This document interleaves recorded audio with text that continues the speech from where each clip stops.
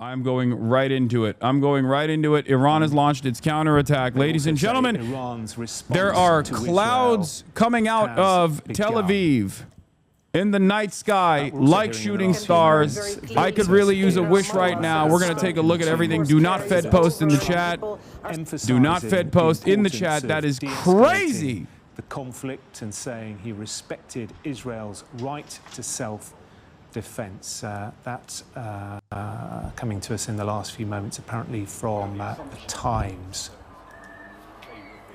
So we'll keep across that situation. As you can see, the Iron Dome, the defense system that Israel deploys, working successfully at the moment. Citizens across Israel have been told to go to shelters. Alerts and sirens have been sounding across the country. Smoke billowing in Tel Aviv after a barrage of missiles targeted central Israel. In Israel, and judging the Iranian retaliation has started, ladies and gentlemen. That looks like it's a residential area.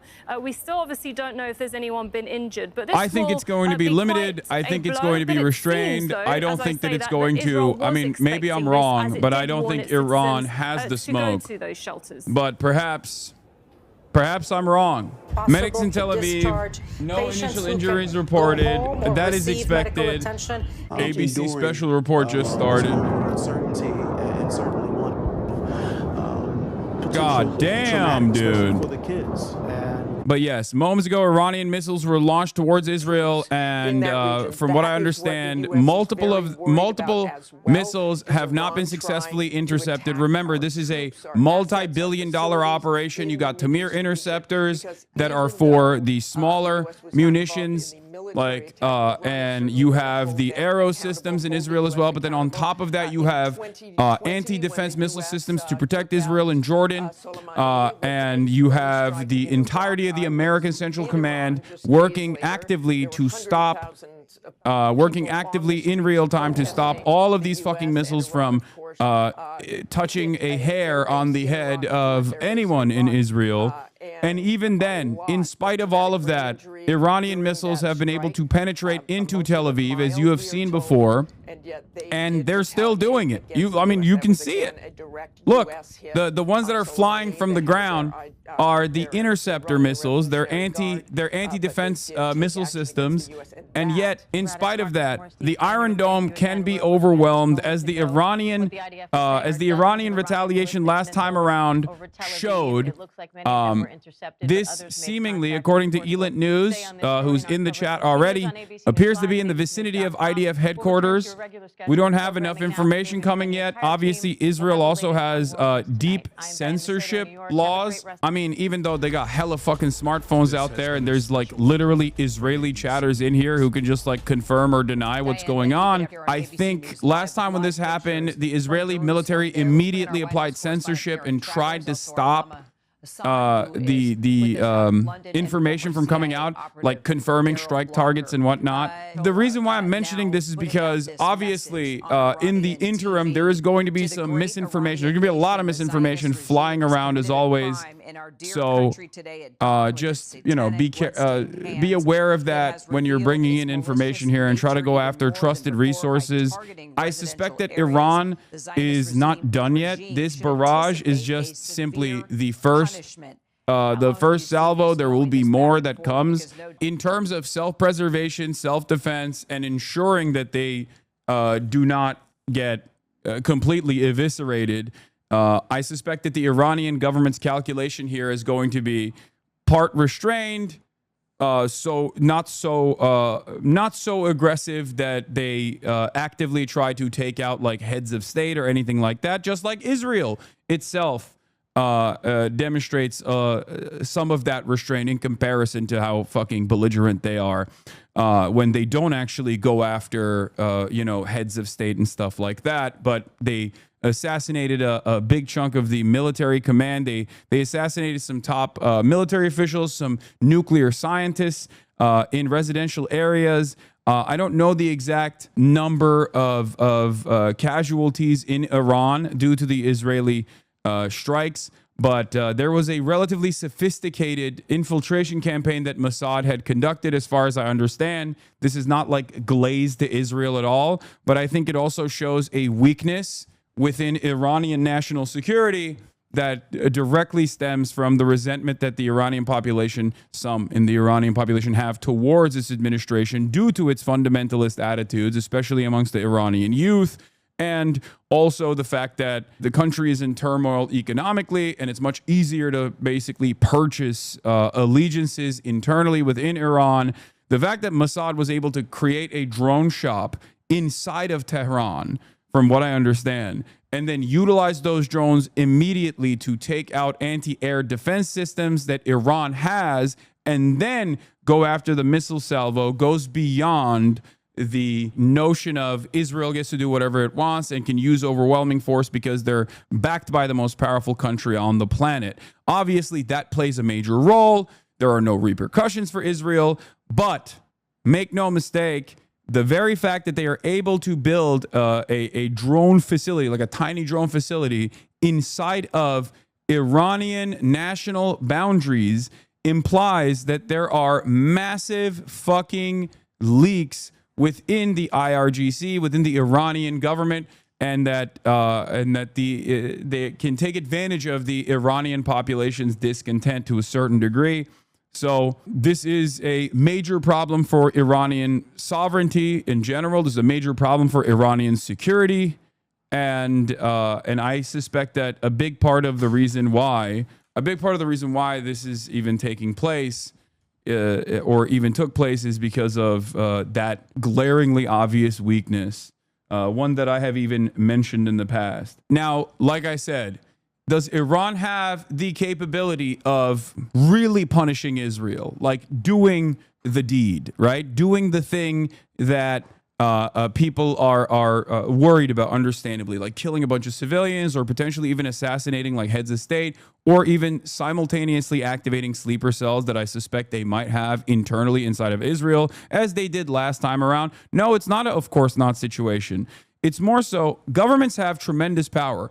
Does Israel have the power to assassinate the Iranian head of state? Yes. Did they do that? No, not yet, at least. Just as Iran has more power than what it is showing right now. Israel calls for regime change all the time. There's a difference between calling for regime change for decades and then actually forcibly decapitating the regime. The idea that Iran does not have enough prowess or enough power to be able to really deal a massive blow to Israel in spite of Israel's unimaginable defense capabilities that we are fucking paying for, by the way. The answer is they could. It's more so a matter of do they want it? Do they want the American response that will come in retaliation? Are they willing to withstand? Are they willing to go to the unimaginable? Are they willing to go to the place where maybe it's World War III? Because Israel's goal, very clearly in unison with the United States of America, because Israel and America are not separate entities. They work alongside one another. They're hand in glove. Israel and America is the same. Okay? I need you to understand this. This is a very important thing that people refuse to recognize. This is the reason why I kept repeating myself over and over again, saying Donald Trump and fucking Israel are like this. There is no real divide. The only divide maybe could be from how narcissistic he is. But beyond that, in terms of foreign policy goals, this is not Israel's doing. This is America's doing. America is the primary responsible party here. America and Israel are like this. They are one inseparable unit. Israel is simply America's wishes in the region, America's grand design in the region. That's precisely the reason why myself and a few other people in the process of like Donald Trump doing his like Middle Eastern conversations, in the process of like getting Edon Alexander, it was like myself, Zay Squirrel, I think it was like 4 other people that were like, this is bullshit and it's most likely not going to amount to anything, in spite of the fact that plenty of very smart commentators were still assuming that there could be a real separation between Israel and America here. But it was not happening. It was all just smoke and mirrors. And very clearly, the negotiation process, I said, the negotiation process was being used to basically develop this this perfectly crafted strike against Iran. A fairly sophisticated military campaign that they've obviously been implementing, that they've obviously been planning for quite a while. They don't get to do this without America's go-ahead. They don't get to do this without America's logistics. I'm talking about Israel, of course, and what they did last night, and I covered this extensively, when they struck Tehran and they struck the nuclear facility as well, one of the nuclear facilities, and killed a bunch of nuclear scientists and also high-level IRGC commanders. While Iran does clearly have the targeting capabilities of striking Tel Aviv and overwhelming the Iron Dome, as we have shown, Iron Dome is not the only defense that Israel has. There's numerous defenses. Will they actually deploy enough munitions to really punish Israel, to really actually show Israel their prowess and force Israel to back away, force Israel to back down, especially now that Israel has communicated, as we covered yesterday, on numerous occasions, that they are invested in a much longer military campaign here. They called the American troops to move away from Bahrain and Kuwait. They called the embassies to pull out. Americans did, knowing full well that Iran was going to retaliate. And then the Israeli government came out and basically said, this is our big, last, final huzzah. This is the thing that they have been waiting for, attacking Iran and pulling America into the fucking battle and basically going to war with Iran is the final design, is the final piece of the puzzle for Israel and America's ambitions in the region. Marwan, when we're looking at those live pictures, what we're seeing now is those missiles Israel's being awful, but their intercepted, air not all of defenses them paid have, for by the because, U.S. are really there has been a impressive. fire, that's what we've Yeah, seen, it's so ours. far at We the are moment. doing this. That's why I'm There saying hasn't this been is any a. reports of casualties. That's why I am Because saying people have this been right ordered here, what you ahead are by the experiencing, what Israeli you are military watching, ahead, is to those shelters. is We're our still doing. finding out what's the situation This we on paid the for it, ground we there. built Now, it, we when did you the look R&D. at the situation This now, is what we just are doing. yesterday, We Iran allow needs to the do Israeli more. state They to be had as one violent as it last wants to be. We opportunity want the Israeli to state to figure be out as what violent it as was it wants to doing be. with its nuclear program. Israeli They needed racism answers, that more actually answers allows, and the to dehumanization of this post, Palestinians and Arabs and visits Muslims to those nuclear alike sites. And also makes it Sunday, feel we're like expecting Israeli indirect society is talks, on board with everything that's between going on, Donald Trump and to a Iran. certain Is that degree likely they to are, change the right? dynamics now? But Do we that think is can go ahead? that is just making it easier for America to enact its ambition in the region. Israel and America are not separate entities. Do not mistake. Make no mistake. Israel and America are not separate entities at all. This isn't what is it? The tail wagging the dog situation whatsoever. It's not like, oh, this is the Zionist occupied government or whatever the fuck people say. Okay? Everyone in the American government is a Zionist in the sense that they are like pro-Israel because they're pro-America, and their calculation is, as Joe Biden very famously said, if Israel did not exist, we'd make one. Also remember, Israeli society is designed for this as well. Obviously, the Iron Dome has created a ridiculous sense of comfort for Israeli society that who knows how they'll react to this level of disruption. Having said that, however, they knew that this was going to happen, and they very quickly said, essential services only, we're fighting Iran, we're going to strike Iran, we're going to go to war with Iran. Like, it was a basic war declaration, right? And they knew that there was going to be retaliation, which is why I assume all the fucking, the remaining anti-Zionist Jewish Israelis in my chat right now are probably watching from a fucking bunker. There are protections for this, right? You have the Iron Dome, you have the Arrow defense systems, you have numerous incredibly expensive defense systems. They are not infinite, though. They do not have infinite ammunition. They have the THAAD, they have the Patriot, they have American defense as well, working alongside the Israeli defenses. They have the Jordanian defense that is also intercepting missiles and drones. David Sling is another one as well. Just something to consider. Iran's air defense is now actually working at intercepting Israeli attacks. Yes, I suspect that they blew their first load. I don't know if there's more. I'm sure there might be. Is it possible Iran could get some help from somewhere else? No. Iran has no allies. Russia is entirely too busy doing an illegal and unjustifiable occupation of Ukraine, obviously. And China is a non-interventionist. At most, they'll offer some supplies. You know, who knows? But obviously, Hezbollah is gutted, eviscerated by endless bombing from Israel against Lebanon. You know, there's no, it's just Yemen. And I believe Yemen this morning, before Iran even struck, actually turned around and sent a missile that struck, I think, the West Bank. It might have hit Hebron. Not sure if they actually hit a Jewish settlement in Hebron or if they actually hit a Palestinian Palestinian village in Hebron. The entire axis of resistance against American imperialism and Israel in the region is incredibly limited. It's just militancies that Iran funds and offers logistics to and offers training to. And the takeover of Syria obviously played a major role in the supply chain, destroying the supply chain, with Syria being overtaken by an American asset, with Zelensky, former Al-Qaeda. There is no sustainable way of sending munitions into Lebanon for Hezbollah to utilize against Israel now. If America intervenes, Iran should burn the Saudi oil fields.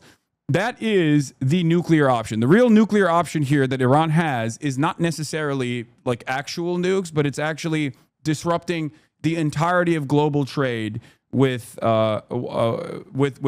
its action against the oil refineries. Okay, Iranian news outlets announce a second wave of missile strikes on Israel labeled Operation True Promise 3. In addition to military sites, the attacks are suggested to be targeting nuclear facilities inside Israel as well. The thing is, they don't have they don't have a reliable way of consistently pummeling targets inside of Tel Aviv, targets inside of Israel in general. It's more so about overwhelming the defense systems to the best of their ability while also having a couple of the missiles that they lobbed get through. Iran does not have a way of consistently striking inside of Israel in a way that like Israel has a way of, in the same way that Israel is allowed to do this, or Israel is capable of doing this, specifically because Israel can do precise striking. Israel can fly and get refueled on the way, all the way over to Iran and make up that distance and use airplanes to directly, like jet fighters, to directly target inside of Iran. Iran can't do that. Iranian Air Force does not have the capability, obviously, and also Iran would have to fly over hostile airspace to be able to get there. That's never going to happen. So the only thing that they have at their disposal is missile strikes and drone swarms. Israel starts this. My friend, there's never been a moment where Israel hasn't started shit, okay? This is the decades happening, if you know what I mean. This is the decades happening in weeks. Right now, I'll be honest with you. Worst case scenario is America says, all right, it's time, and we're going to war with Iran. Best case scenario is Iran is able to deter Israel and America by way of Israel into backing down, getting back to the fucking negotiations table and getting back to the bargaining. Here, I'll use an analog that white people care about, like Ukraine and Russia. Remember when we were talking about like how Ukraine did this like massive drone strike on Russian aircraft, the Russian bomber planes? And I talked about how sophisticated this plan was and how good it was technically to develop leverage in the negotiations process. Think about it like that, okay? I know it's going to be really hard for some of the white people to comprehend what I'm saying here because, like, you're like, what? You're comparing Ukraine, a Christian country, to Iran, the scariest nation on the planet? But, like, major forces like this, regional powers like this, whether it be the global hegemonic superpower, the United States of America, or a regional power like Russia, they only respond to deterrence. And deterrence only comes from force. At its most basic form, might is right is the only thing that these guys operate on. So you have to issue penalties to the state that is enacting this violence. This is what Israel has shown every single country in the fucking region. Therefore, the best case scenario is that this retaliation for a relatively comfortable Western adjacent nation like Israel is too much to bear, right? Because we don't know what this is going to look like. We don't know what the end point of the Iranian response is going to look like. We don't know how much they will be able to target military facilities or even like a nuclear facility. Or rather, even if they don't target nuclear facilities, what will Israeli society say when finally met with a fraction of the damage that their military conquest has pursued in all of their neighbors, in their entire neighborhood, whether it be Syria, whether it be Lebanon, whether it be obviously the worst version of this in the Gaza Strip? What will Israeli society do? Will they go, stop playing, stop gambling with our lives, enough is enough? Or will they actually respond with increasing militancy and an appetite for more death and destruction?